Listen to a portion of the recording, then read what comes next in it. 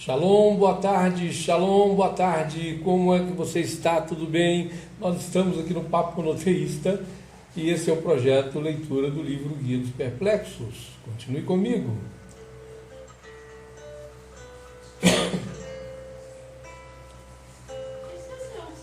Esse é o projeto Leitura do Guia dos Perplexos e nós estamos ouvindo Sheila Malot ao fundo musical. E nós estamos no capítulo 56 do livro O Guia dos Perplexos. Se você não é inscrito, inscreva-se agora, inscreva-se já. Clique aí no sininho para poder você receber as notificações e continue conosco, curta, compartilhe, faça com que o canal cresça também. Somos mais de 5.000 visualizações, graças a Deus, e queremos crescer mais e mais. Muito obrigado por você estar comigo.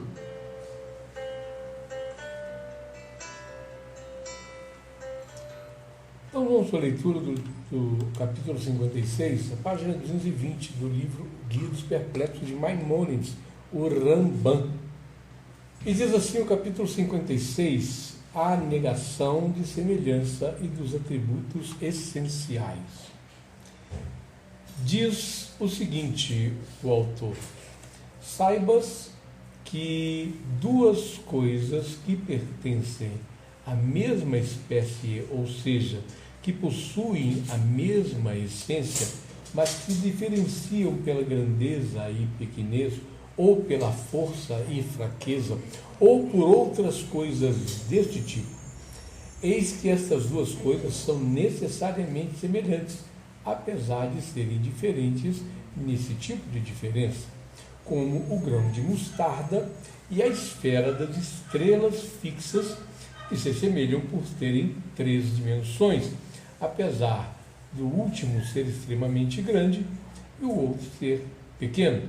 O sentido da existência das dimensões é a mesma para os dois. Assim também, a cera que derrete no sol é o elemento do fogo, assemelha-se no calor, apesar de o calor ser extremamente forte e extremamente fraco o outro, mas o significado do aparecimento desta qualidade é a mesma em ambos. Assim deve ser o entendimento de quem acredita que existem atributos essenciais que se aplicam ao Criador, como essência, vida, poder, ciência e vontade, os quais não devem ser atribuídos a respeito de Deus no mesmo sentido que são atribuídos em relação a nós, e não que a diferença entre os atributos de Deus e os nossos atributos seja quantitativa, ou seja, que em relação a Deus esses atributos sejam maiores, mais perfeitos, mais perpétuos ou mais estáveis, de maneira que a sua existência seja mais estável do que a nossa existência, sua vida seja mais perpétua do que a nossa, seu poder seja maior do que o nosso poder, sua ciência seja mais perfeita do que a nossa, e a sua vontade seja mais sublime do que a nossa. Havendo uma única definição abrangendo dois assuntos, como certas pessoas pensam. Não é assim de modo algum, Deus os livre, pois a expressão maior do que é empregada somente a coisas que são ditas do mesmo assunto e comparáveis. E nesse caso, isso implica semelhança. E conforme a opinião das pessoas que consideram existir atributos essenciais, do mesmo modo que a essência de Deus não se assemelha a outras essências, assim também seguiria que os atributos de sua essência, os quais ele afirma existir, não se assemelham aos atributos dos outros seres. E, por conseguinte, uma mesma definição não os abrange. Porém, elas não entendem assim. Pelo contrário, elas creem que uma mesma definição os abrange e que, mesmo assim, não há diferença entre eles. Porém, já está claro Para quem entende o significado de semelhança, que a existência de Deus e a existência de todos os outros é um homônimo absoluto. Assim emprega-se ciência, poder, vontade e vida a respeito de Deus e a respeito de todo aquele que é dotado de ciência, poder, vontade e vida somente por ser um homônimo absoluto, pois não há semelhança de forma qualquer entre eles. E não penses que são empregados por anfilologia.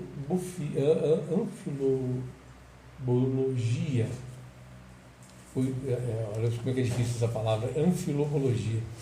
Pois os termos usados anfibologicamente são ditos sobre duas coisas nas quais há alguma semelhança entre algum sentido qualquer. E esta coisa é um acidente nos dois e não constitui um ponto de essência em cada um dos dois. Mas esses atributos não são acidentes segundo qualquer dos pensadores. Esses atributos em nós são acidentes de acordo com a opinião dos calamitas. E eu gostaria de saber de onde vem essa semelhança entre os atributos de Deus e nossos atributos, de modo a abrangê-los em uma única definição e sendo dito em um nome em comum, como eles afirmam. Isso é então uma prova demonstrativa e decisiva de que não há qualquer relação de qualquer tipo entre o significado destes atributos atribuídos a Deus e entre o significado destes atributos conhecidos por nós, apenas o homônimo absoluto e nada mais.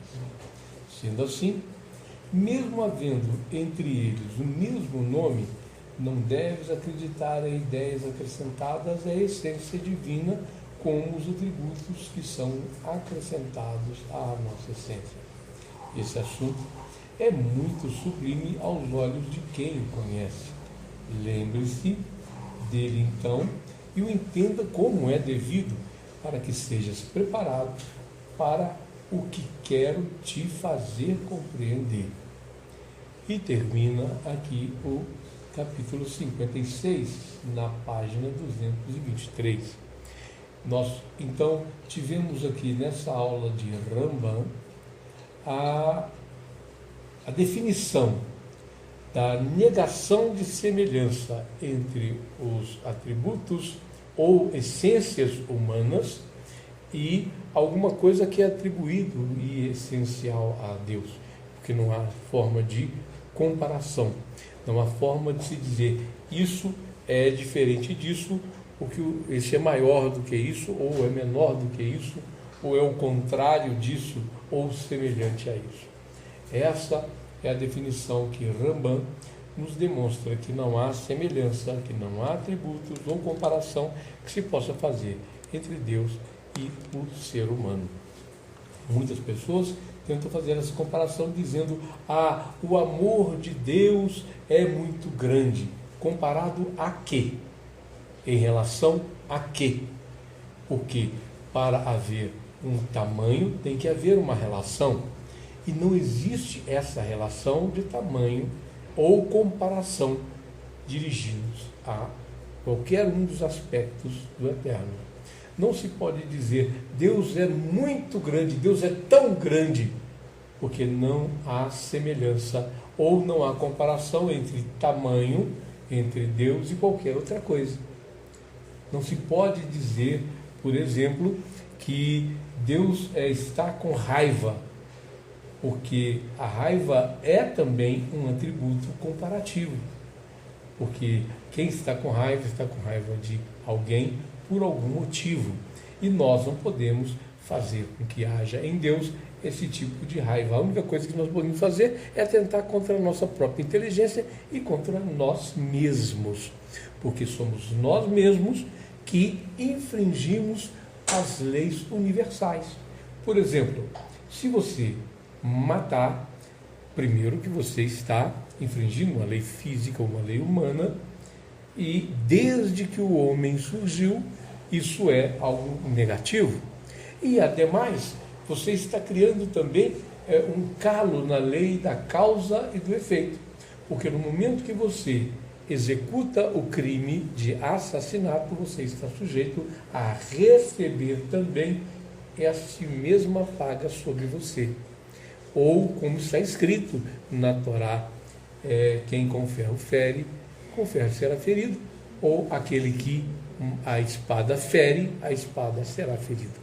Então, isso não está trazendo ira ou raiva a Deus, mas sim está trazendo sobre nós um prejuízo que nós mesmos causamos. Aquele que furta, por exemplo, ele não está ofendendo a Deus. Ele está subtraindo algo de alguém que não é ele, e alguma coisa que não é dele, e não tem a ver com Deus propriamente. Deus só definiu que cada pessoa tem o seu próprio direito. Então você estaria infringindo o direito de outra pessoa e não infringindo o direito do Eterno, porque nós não temos tamanho, possibilidade ou condição de atingirmos a Deus. Então, desta maneira, esse assunto que é por demais delicado deve ser visto, revisto, lido, relido, ouvido e reouvido várias vezes para alcançar a compreensão. Porque o esforço que Rambam tem para demonstrar para as pessoas simples aqui neste livro é que não há forma de comparação entre nada que é absoluto divino e o que é humano. E realmente nós não temos condições nenhuma de darmos algum atributo ou comparativo ou quantitativo em relação a Deus, porque não há nada que se possa assemelhar ou que se possa comparar ao Eterno, bendito seja. Desta maneira, este capítulo que eu busquei trazer um pouco mais de luz sobre ele, ainda assim é de difícil compreensão. Recomendo que volte a ouvir e volte a entender, estudar e, se possível, tendo o livro em mãos, leia mais de uma vez este capítulo para chegar à absoluta compreensão, porque daqui em diante viram assuntos ainda um tanto quanto mais complexos. Nós vamos discutir ainda sobre os atributos com mais profundidade, e é importante nós termos o entendimento de distinção entre a diferença que existe tão incomensurável, ou seja, a falta de condição de comparação entre qualquer coisa divina e humana, assim como nós já demonstramos, também por negação, qualquer tipo de aspecto físico, de condição física ou qualquer coisa semelhante.